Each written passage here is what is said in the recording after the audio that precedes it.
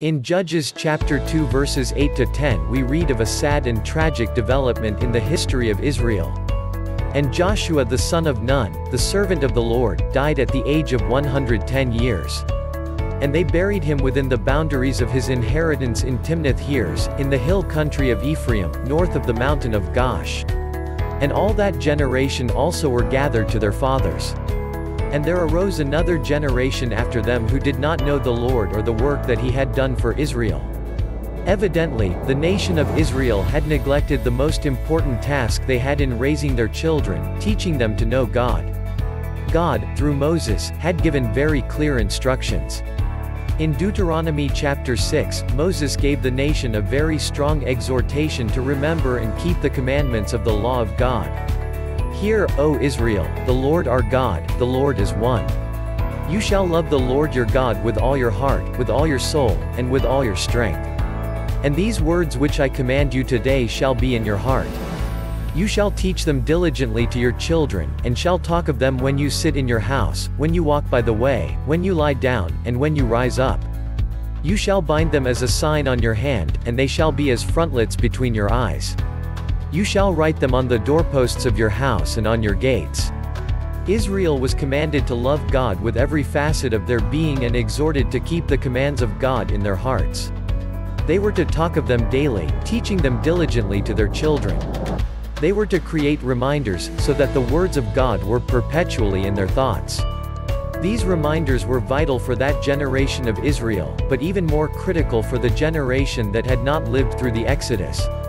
But the exhortation did not end with teaching God's statutes and commandments. Inevitably, a child will ask, what is the meaning of the testimonies, the statutes, and the judgments which the Lord our God has commanded you? In other words, why should we obey the Lord? Or, why do we need to do this? Moses explained in Deuteronomy chapter 6 verses 20 to 25. Then you shall say to your son, we were slaves of Pharaoh in Egypt, and the Lord brought us out of Egypt with a mighty hand, and the Lord showed signs and wonders before our eyes, great and severe, against Egypt, Pharaoh, and all his household. Then he brought us out from there, that he might bring us in, to give us the land of which he swore to our fathers. And the Lord commanded us to observe all these statutes, to fear the Lord our God, for our good always, that he might preserve us alive, as it is this day.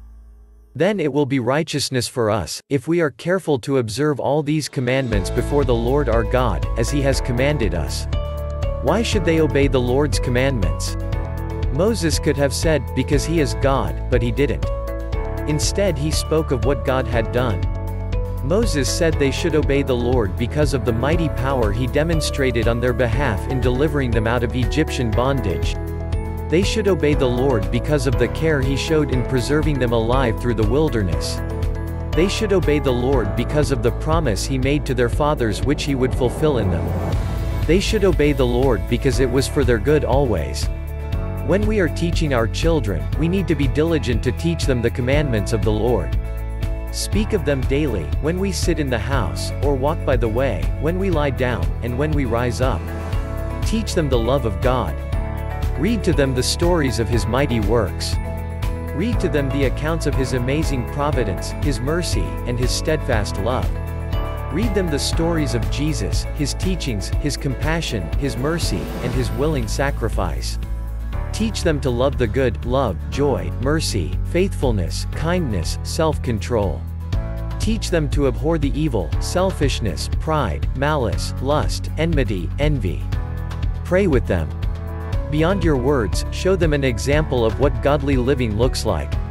Teach your children lest we raise a generation that does not know the Lord.